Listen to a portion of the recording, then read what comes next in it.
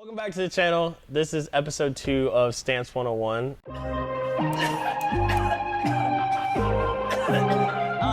And we are here with our good friend. Why don't you tell them who you are, what you're about, what you drive? Name's Glenn Brown. I drive a 09 Chevy Silverado, bagged, bodied. I'm an old school guy, as you can tell, old as hell. We started stuff way back in the day. Like we, I guess you want to say, helped start the phenomenon of mini trucks. So that's kind of, and it's been my lifestyle since I started back in, now be prepared, in '86. That's right. That boy was there when the declaration was signed. That's right. That's right. Hey, look, I ain't gonna lie, man. As Washington got done crossing the river, he hopped in my shit and we drove to where we needed to go. I'ma stand out on my own, do my dance until my pole, lean twice on my own, sit the poach and I got me froze, 2 bitches on my phone, yeah, they won't leave me alone, say the pics on your phone, asking when you be on, cake talk, baby, I'm the GOAT, don't you say so, keep your face up, slurping on that dick like a demo, I'm like a dark Cupid, shoot you in your arm, make you fall alone, Zennies used to kill me slow, now it's you the stupid hoe, I do, I get going. That's what's up though, man. We obviously we're in the newer style stance, you know what I mean? We're in the, you know, the stance fuck kids and whatever. But it's really cool to see, like, we, at least us in a sense, we appreciate like the mini trucks and the bag and body, because mini trucks were like there before stance cars were, like our side of stance cars were. So they kind of like paved the way in a sense for like how air suspension is now versus how it was, you know, back then. Because I'm sure you know back then, I don't know what system's on your truck, but like back then, the air suspension was a lot different than it is now. It's a lot more complicated. Yeah, completely. All right, so I'll give you an example. You know, like, first of all, with what you guys are doing, you know, I completely respect and I love it, because it's like the next generation, you know, going off and we're kind of sitting back just smiling like, you know, that boy good, you know, type of thing. Because it's, I love what you guys are doing. And it's kind of the same boat. When I was coming up, you know, we had our trucks. You could go and buy a mini truck and it was basic, you know, it was simple for, you know, $5,000. You know, you can go to Toyota, you know, Nissan all day. Every place had that little small truck that was cheap that you can buy. We're all working at, you know, McDonald's, wherever. We could afford those. And then that's when we slowly started, you know, doing the things that we wanted to do to it. You know, now during that time, you know, we have our dads looking at us. You know, I've taken my truck, I've lowered it, you know, I'm ready to go. And they're all looking at us, you know, I can't believe y'all just destroyed a perfectly good truck. So you know? we're one and the same there. Exactly. It you know, it just moved. Yeah, parent, exactly. generation to But generation. and that's the thing that kills me though is, now my generation is looking at y'all's generation, and I'm sitting there like, why are y'all giving them the same crap that we went through? Like, you don't remember that, yeah, you know, yeah. type of thing. And I know we're sitting there and they're all, what the hell are you doing with those wheels? You're fucking up your car and all that.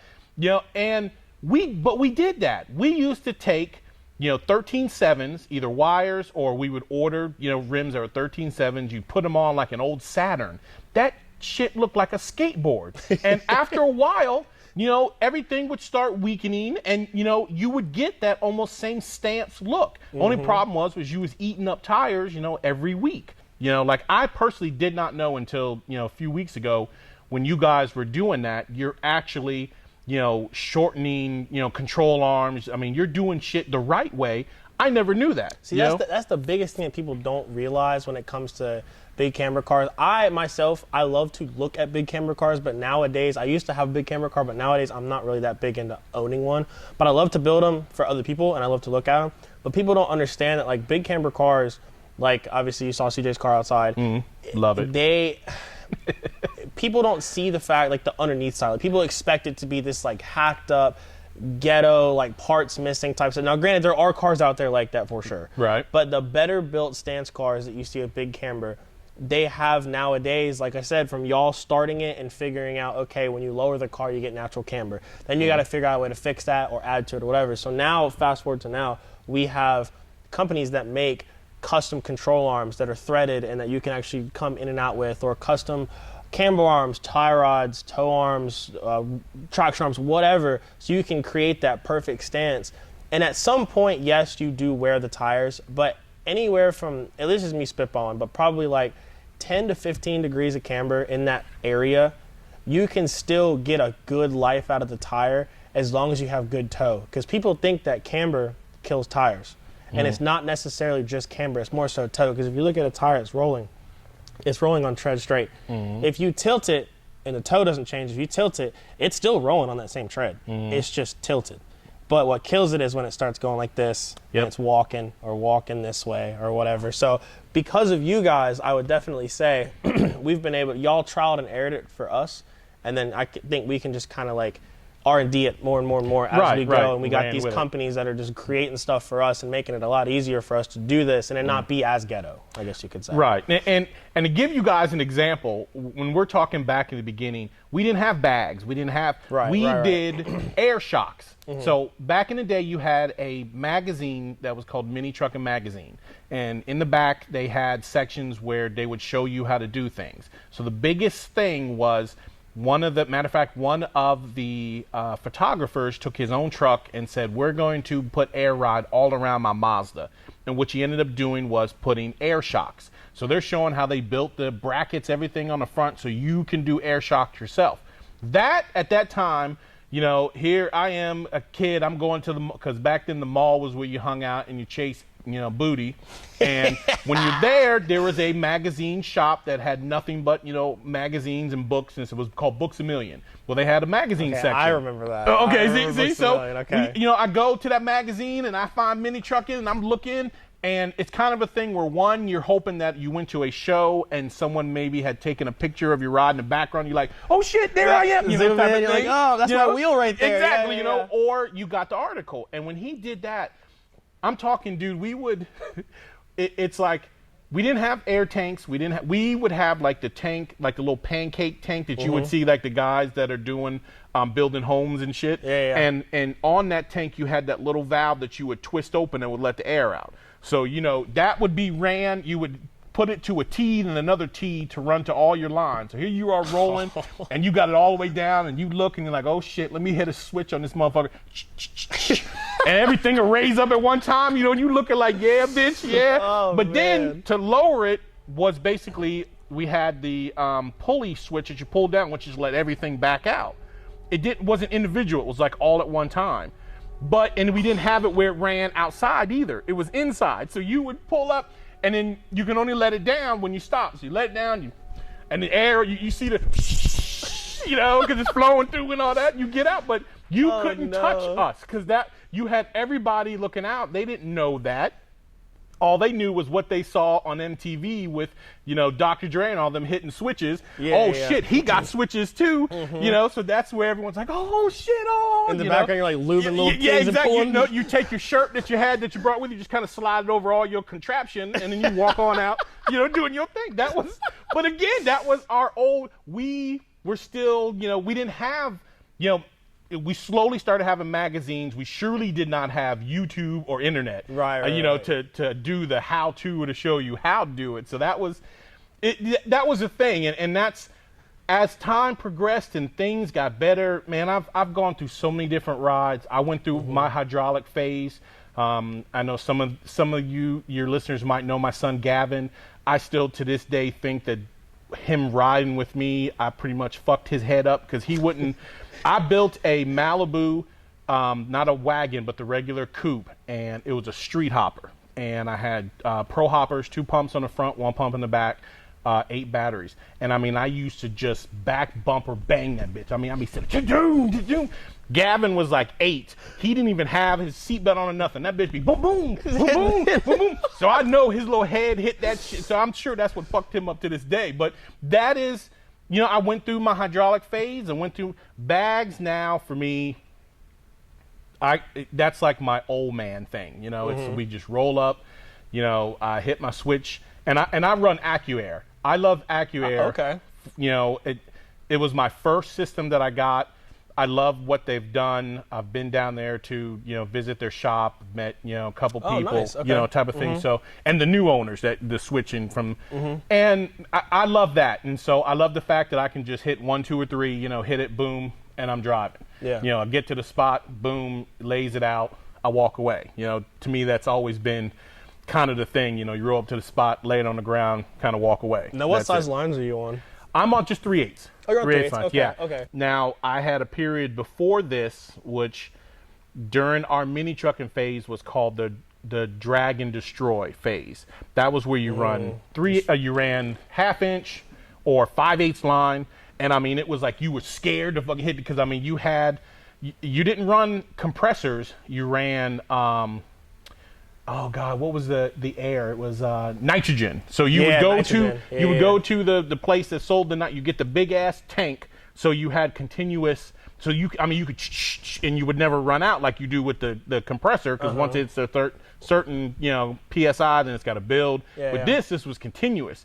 And nitrogen, I mean, you're running 5/8 line. It was like you were almost scared to touch a switch because I mean that bitch snap. I mean it would hit you and because you're hopping. 1/2 inch alone is borderline. Man, I tell you, and it was. But that again, so that with the drag and destroy era.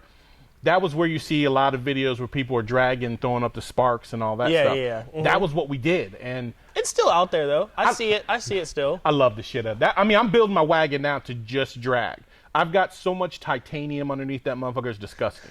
Like it's if I'm gonna tell you right now, if anyone from Boeing is watching, I don't have none of your shit. I'm telling you, because I got my buddy that works at Boeing, and he's taking every time he can get little chunks of titanium 747s or something like that. Yeah, I mean, any little titanium chunk he can get, he gets it to me. And all you gotta do is, drill it, tap it, screw it up under the thing. That's what throws the bright white sparks. Okay. Not the yellow and stuff and orange, that's steel. But when you see that bright white, that's titanium. And shit. So we skipped over your whole car. So that was great. We skipped over your whole car though. So your car, or your truck, I guess you could say, is sick. And I actually found something out this morning that I did not even know about his truck. So he has graphics, which I'm sure we'll put on the screen. He has graphics on his truck, on the hood and on both sides, and I think on the rear, right, or no? Yeah, on the back. So this entire time, I thought the stuff was cool because I thought it was vinyl printed. And when I said something today, he said, "Oh no, it's hand brushed." And I mean, it is insane. It is hand brushed down to the nipples on that woman. I mean, it is nice. It is super nice. So tell us about that. Like who did it? Where are they from? How long did it take? Yeah, the nipples look like sexy ginger snaps. Boy, I love it.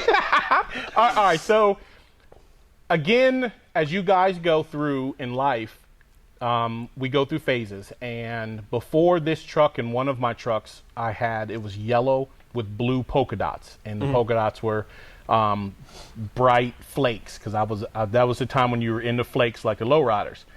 Well, I've always wanted a cool airbrush design, and I've searched probably before I got it done. It was probably about 3-4 years, only because it's kind of a dying thing because people don't airbrush anymore. You can get the vinyl work, or I would have to go to California because they're still killing it over there with the dancing beds and all that stuff. So I finally ran into a guy in Oklahoma that he is 21. At that 2 years ago, he had just turned 21, just moved here from Ecuador, I believe. Barely knew any English. He had done a truck before mine, which was called Green Envy. Same Silverado, but he had killer graphics.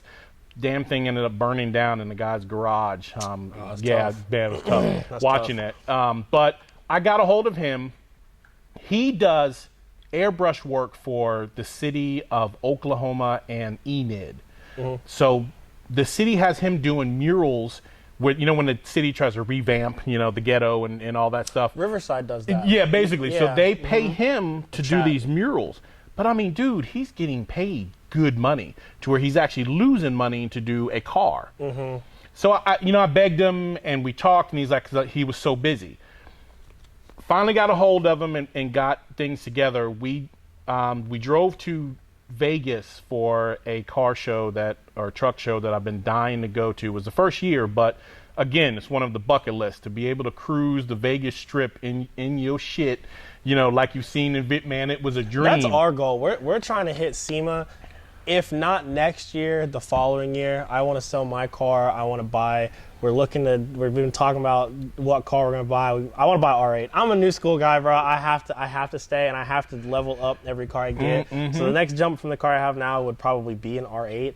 So we're gonna use that as the shop car and take it to SEMA. SEMA's like for us, like Gatlinburg's tight, but like SEMA, at least in our minds, I think SEMA is like the top, I guess you would say. Like you hit SEMA, your car is, and you kind of made it. So that's kind of what we would think. So I can kind of see what you're talking about, because SEMA to us is that. Yeah, SEMA is a validation of what you've done to your rod going. And I've been twice, and I love SEMA. I love being able to meet the people that you see on TV, the Chip Fooses, the Ken Diggett's, and you actually have a chance to meet, talk to them, shake their hand. It's not like they're, behind something or whatever. It's like he's walking past you, coming out the bathroom, type of thing. I mean, they're there. They're just intermingling with everybody. So SEMA's great. But, I got to go there, cruise, and on the way back, he's calling me, and he's like, hey, you're driving right past Oklahoma. Why don't you drop the truck off? And if you don't mind that, it's not going to be, it might take me 4 months, but, when I get off of work and I got a little bit of time, I can do whatever. He said, but I promise you, it'd be the baddest thing you've ever seen. It is. I'd take it. Like, I'm dropping it off. That's fine. It took him 9 months. It took him 9 months, but again, I didn't count. He did say. And I didn't argue. Honestly, it was kind of a little relief because, like everybody else, there's shows you got to pick. Then there's working on your ride. You got to do. I mean, it was 9 months of me just like waking up. I'm gonna go to this show. All I gotta do is hop in, the truck. We go. I do whatever. I come home. I gotta, do all the major shit. So I enjoyed it during that time. But yeah, when he called me and told me that it's done, where he's at, he's 15 hours from us. So I threw the truck on the trailer. We hauled ass to go pick it up, and it was, man. I walked it and I looked at it. And just, I damn near almost cried. That was like. Now, did he give you any updates on it, or did you walk in blind? He gave me one update on just a corner showing the tiger. That was it.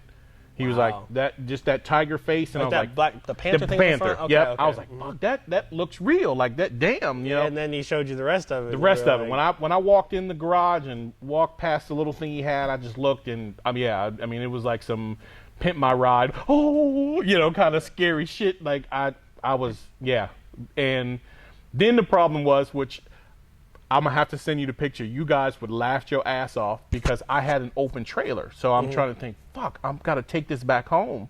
So I go to the local Walmart. I get the swimming noodles. So we wrapped it with noodles and then wrapped it with the shrink wrap like you would ship shit. Yeah. That's what I wrapped the whole truck with it. So I kept the noodles so it didn't bump into anything and just drove the bitch home. And I had people look, what the fuck you do? Like, I'm protecting it. Because it took me almost 2 hours to get all that shit unwrapped once I got it to the house. Yeah. But yeah, it was, again, that I'm at that age where, before, you can only do so much. You don't have the money because you're still trying to establish yourself at whatever, job or business that you're doing. So now I'm at that age where I can do those things. And it was just, I finally got that, and then everything else. And yeah, the truck I thought, and I'm not gonna lie, I thought was done. The airbrushing, and I get people all the time like, man, that's a nice wrap. Who did it? Bitch, it's not, I'm almost gonna put down the front windshield, bitch, it ain't a wrap. It's the only thing I can think of because people, but it is what it is. But that's a good testament to the guy though, because I had airbrushing was the last thing I thought of in my mind when I walked outside. I just said, man, that's whoever wrapped that did a good job. Whoever printed it did a good job. And then you were like, no, and I was like, so then the first thing I did was. Yeah, exactly. I was like, wow, okay, It is very, okay. It is indeed an airbrush. That is insane. And that's what I tell people all the time. They're like, damn, that's a wrap. Man, just run your hand across it. You want me to touch the shit? That's the only way for you to understand. And yeah, the guy's awesome. And that's the whole thing is like, barely speaks English from another country. And he laid that shit down. And it's like, and then plus with the other city paying him, I don't think he understands the potential that he has. Like, I look at him doing something and then taking it to New York, and all the rich people like, oh, you don't have that, and paying lots of money, because I think he's, or he can live his life just doing badass murals for, everyone's lowrider, and then he'd be somebody in the scene, type of thing, because he's the guy to go to. Like the pinstriping guys, or like whatever. Exactly. They're very niche in their market, because I don't know. I mean, I could tell you a tire distributor offhand, I could tell you a bag company offhand, I could tell you a painter offhand, but I could not tell you a airbrusher offhand at all. Like, I wouldn't know anybody. I wouldn't know anybody that knew anybody. I do now, but I wouldn't have known. It's just a very dying art, I guess you could say. Exactly. Let's talk about your podcast, because you also have a podcast. I've been on said podcast before. Thank you. It was a good time. We laughed, we joked around. It was the same vibe as this. So tell them about the podcast. Plug yourself. Okay. Shameless plug. All right. So we run a podcast that's called The Custom Scene, and we're on all of your pretty much Anchor, Spotify, any of your platforms, media platforms, you can find us.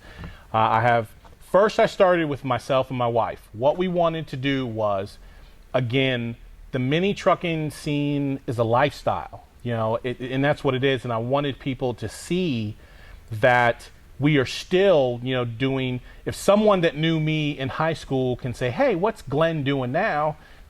Fuck, he's still doing the same thing he was doing in high school, because that was my lifestyle. I see people like that from high school. You know what I'm saying? You're still doing the same damn thing you were doing 10 years ago. Yeah, I am. That's why I tell them it's a lifestyle. So and I still go to shows. I'm working on my own show, to do again. But what I do on ours is, I didn't want it to be just a strictly mini trucking podcast, because we have a ton of them, and I have friends that run other podcasts that do that. With our podcast, I wanted anything custom. We just hit our 50th, this past week episode, and I've had people, like Ryan. I've had the tilt bed guys from the West Coast. I just wanted anything custom, and that's what we try to, but also, we go to shows. I'll be what we call boots on the ground, and I'll talk to you guys if I'm at a show, or I'm able to call somebody that's there if I'm not there, and telling us, what that show is about. Same thing with just products, anything that's new that comes out that we didn't know about. We've got a couple sponsors, of different things that you guys use, between, AccuAir, the compressors, what's the air? Viair. Yep. Just different. So, all in all, we still stay in the genre, but I like to mix the things up. And because at this point, anything's custom. Like, I talked to a dude the other day that, man, you need to see this. He's got his lounge chair that's got 4 wheels. It's like a scooter, but it looks just like a lounge, and he just drives all over the place on this lounger. And that I want to build, and then I also want to build the jet ski with the scooter underneath, so it looks like we're riding a jet ski. Oh, yeah. That's the next thing that we want to build, to take to one of the shows that's in Maggie Valley that we always do. I want to build one of those scooter, the coolers, the ones that you sit on. And you move around on. I just want to make mine functional, because usually those guys, they have the motor inside in the cooler. But I want to make it somehow so that you can still put my beers in the cooler. Exactly. And still ride it around. And see, I thought about that, but again, I'm old and fat, and there ain't no cooler big enough for my big ass for that. So that's why I had to go with the jet ski. Definitely, if you guys listen to we joke a lot, and we talk about a lot of things. We have a lot, we have people on, each week I have just one person. How did you get started into liking, say, the stance cars? If you were a buddy of yours, that had one, and you went riding with him and you fell in love with it at that point, or we've talked to some women that, they've started dating a guy that she didn't understand what all that whole shit was about, where she didn't want to hang out in the parking lot, thought it was stupid. But then you started to understand how the camaraderie, because we do a lot of things together. We party, we have fun. When you guys get a little bit older, we have kids. That's the best shit in the world, when the kids are having birthday parties, and here it is at the house, and there's 30 lowriders and mini trucks all in front of the house. And I know the neighbors are like, what the fuck is going on? But it's cool that, the kids know, our groups definitely, I say we're separate, but really not. Just the car scene in general, there's different parts, but y'all and us, we all have the same thing, because the camaraderie in the stance scene on our side, at times it can be a little testy or whatever, but you have your main groups, like our group, for example. Our group is very close-knit. We all hang out all the time. We just, it's not just about the cars. Like when we go to these shows and stuff like that, a lot of people like, yeah, I have my trophies. I have stuff. Like I have to show up for our shop. We have to show up for the shop. So obviously we're going to build some hard cars. We're going to come out and we're going to step. Right. But at the end of the day, these shows are not about the cars. Like Slim Enough, they do a great job of setting the car or setting the shows up. They're awesome. But when we go to these shows, I'm not worried about putting my car inside and that's it. Like I'm going there to see my homies that I see once a year that legitimately are some of my best friends, but I only see them once a year. Like Zion, I met Zion only 2 years ago. This dude bought my Yeezys off me when I was drunk. Took advantage of me. Right. And then I hired him. I don't know how that works, but I woke up the next morning with those shoes on, and then I see Zion walking out his room with my shoes on. Right. And I'm like, well, who is this dude and why does he have my shoes? And he bought my shoes for me when I was drunk. I looked at my cash app. He sent me like $150. And I'm like, I had just bought them. They were like 300 something, and I just bought them. So like, but that's how I met Zion, because he stayed in the same house as me. If for some reason I didn't go that year, I might not have ever met Zion. Exactly. So like, it's wild to see how close you can be with people and how you can make friends for life just through the car scene itself. Yeah. And that's really what any scene. I mean, the bike scene, the truck scene, the jet skis. I mean, what the fuck ever. Like every scene has its thing. Every scene has its problems. Exactly. And when you're in your own scene, everybody talks about those problems. But we're not in the bike scene. So I'm sure the bike scene has their own problems that they bitch about constantly. The same type of problems. Right. But we just see it because it's in our scene. So what I want people to understand is like, a lot of people are like, oh, Stance is dying, this and that, whatever. It's not really dying. If you focus on yourself, I see people all the time, they're selling their cars because the Stance scene is not the same or this car scene is not the same.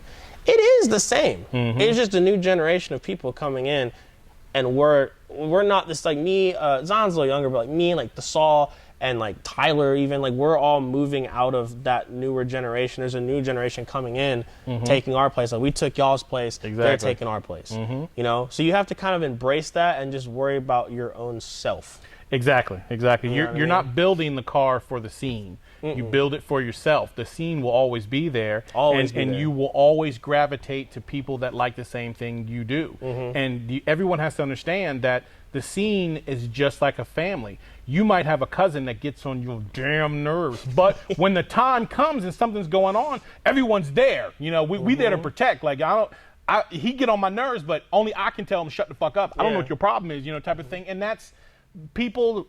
I don't know, nowadays also are so timid. Like what happened to I remember the days remember we would sit there and do the mama jokes. Your mama's this, your mama's that. And that was the fun part. Now, everyone is so sensitive. I can't call you a midget. I can't call you a hoe. I can't, there's things I can't do that because I'm so sensitive. What I'm trying to say is don't be so soft. We joke, we play. That's what it is. So if you roll in and you might have just put on your wheels and you saved your money for it, but you know that I'm going to be that guy that's going to be like, damn, where you get those Kmart wheels from? If you needed some wheels, I got money in the ashtray. I give you, to get some new wheels. Yeah, but we're joking. Exactly. Yeah, it's don't take shit so seriously, guys. Like, people joke with me. Like, if you look on my Facebook, every day people were joking about my fat shit or, whatever. But I'd laugh. If I can't laugh at myself, then I can't laugh at people. I find things that are funny.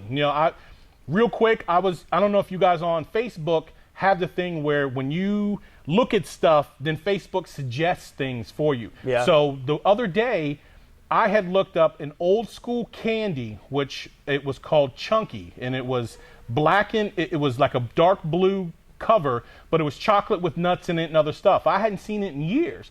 Well, next thing I know, the next day, Facebook is doing something in Amazon saying, hey, we saw you look at this. Here's the Chunky bar you should get. And then next to it was some European chocolate called Negro candy. So I had put up on the thing, I said, what the fuck is Facebook fucking with me? They're saying, hey, Chunky Negro, you need to have some of this candy. And we all blew up and laughed about it. But if I couldn't laugh about it, all I could see is, someone like, oh, hell no, they, and such and such called me a Negro, kind of people. Like, you guys gotta, this life is too short, Life is too short. Love what you're doing, enjoy, if the scene is your thing, do it to the best that you want to, or get out of it. Find what you enjoy and do it, because everyone will gravitate to you. The people that love what you do or love what you do together will gravitate to you. So don't let a couple people from the scene do some dumb shit or whatever piss you off and you never want to do it. Like I said, it's a lifestyle. You don't do it to just have some. It's a lifestyle. Mm-hmm. And you gotta be ready to be humble too, because like me, I am very competitive. As all of my friends may know, I am very competitive. I have to be the best at everything I do. It's just my personality. It is what it is. Right. But coming into the scene, I had to also learn that as well, to be humbled, because there's been many a times where I have come out with a hard setup that I thought was hard. And I go to this show, and I'm big dick and thinking I'm that dude, and I walk in, and there's an identical car 2 cars down that's built the exact same as mine.